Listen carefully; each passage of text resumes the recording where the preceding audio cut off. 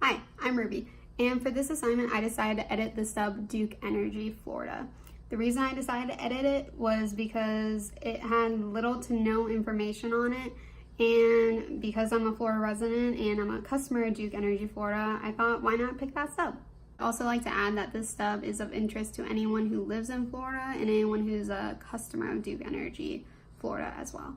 So this is what the stub originally had. It basically said it was Duke Energy, formerly known as Florida Power. Also gave a description of what the company does and also just a little bit about the history of Duke Energy Florida. Clearly the stub needed to be edited and expanded on, and that's exactly what I did for the project. All right, so here is the final stub that I edited, and this is a complete version.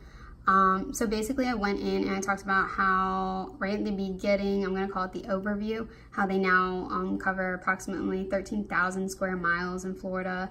And I also talk about how many people they service, and that's 1.8 million residential, commercial, and industrial customers that they take care of, which is a lot.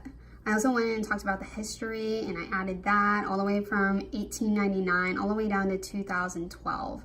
And there's lots of good important information there. Even some really cool facts is like they had their 100-year anniversary. So it's a company that's been around for a while, and that's really good. I also went in and added future projects that they have going on. Basically, they're adding solar power plants, a couple of them in Florida, and that's gonna be really good for the environment as well.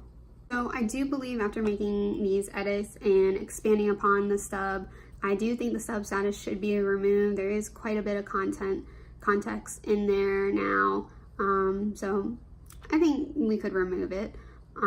Also, I left a couple things out of the stub, mostly within the history. Something, for example, that I left out was that, Duke Energy had like a float in a parade one year. I don't think it's really relevant for people to know that. It's cool, but not really relevant. So now I'm gonna quickly run through the 4 things to look out for in context. So does my stub have relevant? Is it relevant? Yes. I'm a customer of Duke Energy. I'm sure people in the class are customers of Duke Energy. So it's super relevant, and it's a huge company in Florida. Accuracy. The information that I put on there is accurate. It came straight from Duke Energy itself and reliable sources. So it is accurate 100%. Biased or unbiased, I'm just stating facts in my thing. It's an energy company, so there's no real bias. And like I said, the stuff that I put on there came right from the source of Duke Energy for the most part, and then also trusted websites.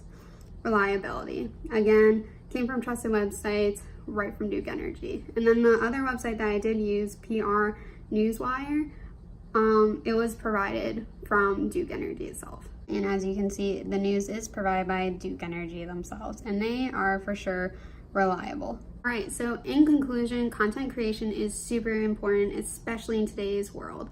It's crazy that with literally our fingertips, we can type something and share information and facts with the world and help other people grow in their knowledge about certain topics and just things that they want to know about. And it's super valuable if we use it properly, if we follow those 4 steps to look out for to make sure things are accurate and like unbiased and reliable and relevant. Super important. So if you know how to use content creation properly and you value it, it is super important this day and age for sure. Well, that is all. Thank you.